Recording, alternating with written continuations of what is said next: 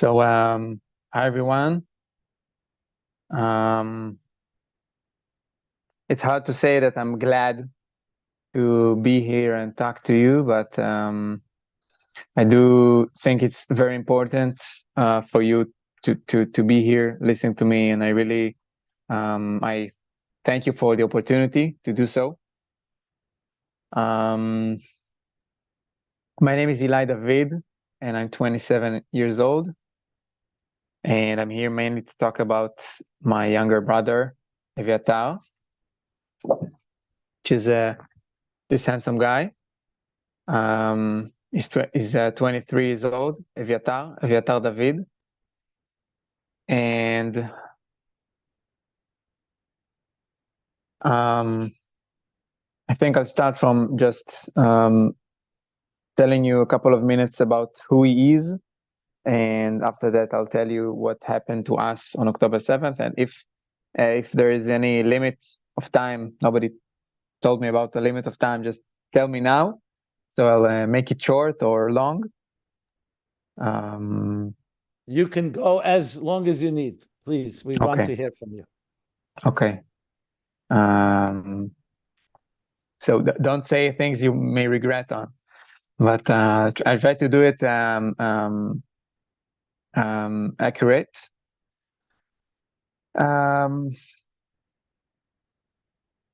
So Eviatar is, I think, the first thing that comes to my mind when I want to describe him is that he's a musician. He plays the guitar since he's 12, and he became he wanted to learn to play the drums, but my parents wouldn't allow that, so they sent him to learn guitar. And after 2 years that he learned with a teacher, he started to learn by himself. He was sitting in his room, hours on hours, just trying to learn a new solo or a new line, which he heard. And he loves hard rock and metal, like the most complicated guitar solos are there, and that's really fascinated him. It still fascinates him. So he loves to play those songs and that kind of music because it's complicated. And I think it's something to be really jealous on him, because he's so determined when he wants to learn something. And I also tell that because as brothers, our connection is mostly based on music. We play together, we sing together. We have we have a tradition to do so once a week after Friday dinner. I play the piano and he plays the guitar, and we sing together. Sometimes my little sister joins. I have also a sister, she's 19. And I think our home is a very relaxed place. We are very centered people. My brother is a solid rock. He's very sensitive, but he's also very he have a strong mind. And he's a listener. His friends tells all the time that he's their psychologist, and they know that if anyone have any problem, they go to him and he gives them advice, and he's willing to listen to them hours, encouraging them to do the right thing and giving them a good word. And he also knows when to stop people when they try to pick a fight, which is also, I think, a great characteristic. You need to be brave to do so. And he is, because his friends are very important to him. And I think all of this love to people and music brought him to the Nova Festival on October 6th. Actually, we had a Shabbat dinner like every week, and he took my mom's car. He was really in a hurry because they wanted to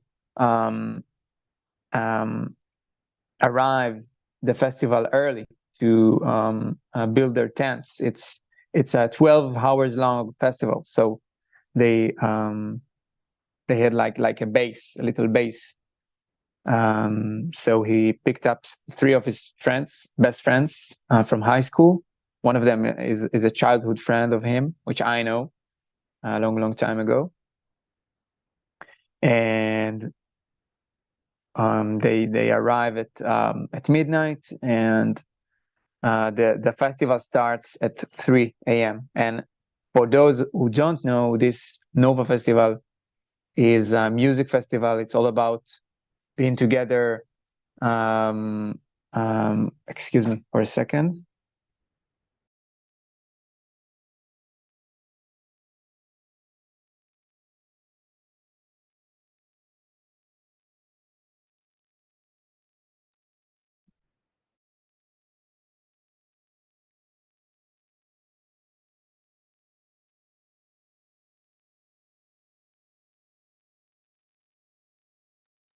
Sorry, technical issues.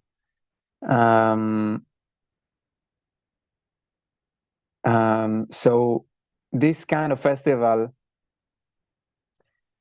people from all over the world came to that festival. People waited months for this event, and it's all about being together and love and dancing. And there were Arabs and Jews dancing together, and again, many nationalities. And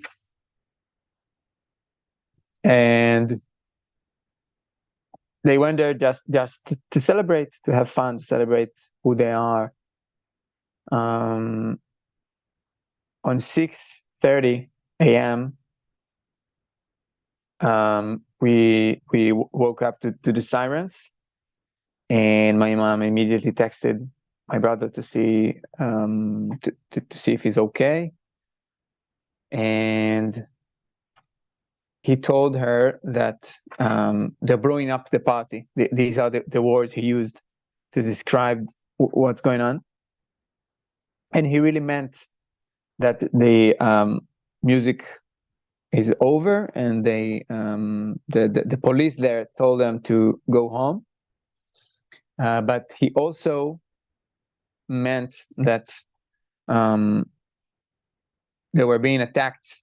There was a massive rocket attack on them, hundreds or even thousands of rockets above their heads. And we could actually see that in videos after. We could see the videos of the trails that the rockets left on the sky, hundreds of them at every footage. And they started to evacuate. We didn't know that terrorists breached the border. We didn't know that. So everything was slow. They were not panicked at first. And 7:42 a.m. he sent my mom his last message when he wrote that they're going to the car, and that's it. After that, we couldn't reach him anymore, not at all. And his friends lost connection as well. And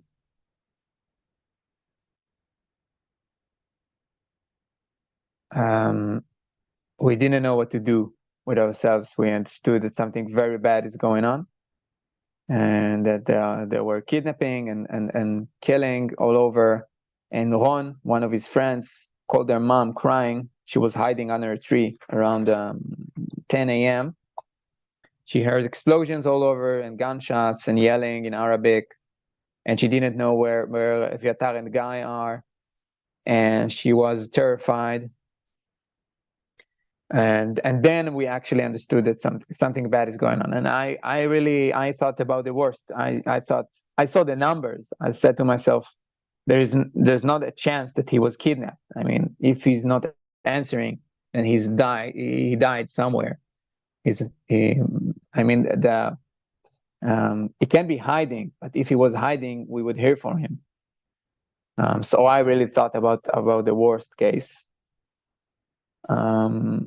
And around 2 p.m., my sister got a screenshot from a video telling, we saw there my brother completely bounded. He was looking straight into the camera, terrified. But it was him. And we asked for the full video, and there we saw him with his shirt torn, and next to him was Guy, his best friend, and 3 more young guys who were kidnapped from the Nova Festival. And they were all tied up, and some of them were beaten, and it was horrible to watch the terror in their eyes. They were completely helpless and horrified. And we felt like all the world collapses at once. And we didn't know what to do. It was like, I don't know, the hardest thing that ever happened to me. To see him like that, in that helpless situation, and being the big brother, it really killed me. I mean, I felt like I've been educated to be the one who's supposed to guard and protect my little siblings, and I felt like I failed that time because I couldn't do anything. And we also saw that he's alive.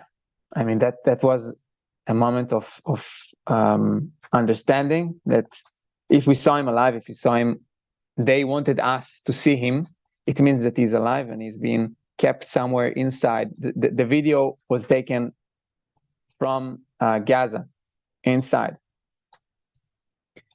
And there were hostages already.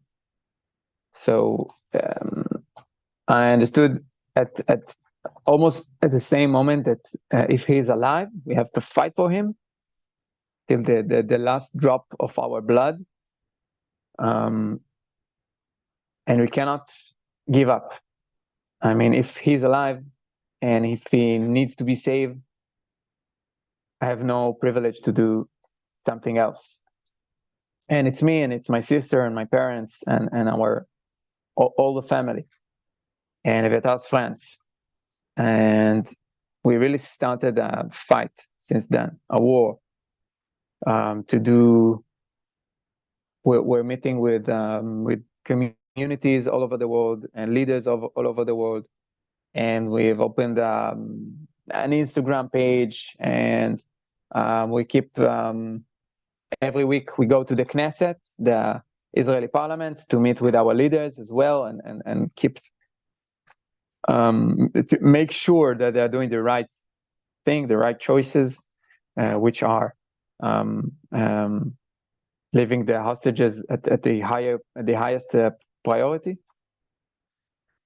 and everything from the same sense of meaning that Evyatar is alive and he will come back alive on his feet.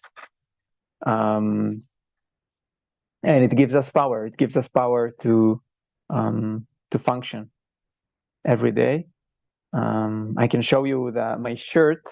It's written. It's it's upside, not, it's like in a mirror, but it means in Hebrew, Ad she'Eviatar babayit, which means until Eviatar's back home. And we have like a little drawing of him. And it really keep telling us mostly that we are not giving up, and we'll keep fighting until he's back. And I think I'll use that stage to tell you that after the hostages, after the military rescued 4 hostages 2.5 weeks ago, I really felt hope again. Like, we didn't know if Eviatar is alive or not. We felt that he's alive, but we didn't know. And after the hostages came back, it gave, I think, all of the Israeli people a lot of hope that there are dozens of living hostages still waiting for us to save them. So I'll ask you people to do everything you can. I don't think that anyone has done enough yet. I don't think that the American government has done enough. I don't think that the British government has done enough. I think that they are still not, the leaders are not willing to sacrifice their relations with Qatar and Egypt, which are the main countries that have connections to Hamas. Nobody has connection to Hamas because they are terror organizations. Only these countries, and these are the only countries that can really pressure them to give us back the hostages. And I think that these leaders are not willing to understand yet that it all started with the hostages being taken, and it will all end with the hostages back. And of course, letting us to fight I think the most just war we've ever fought. And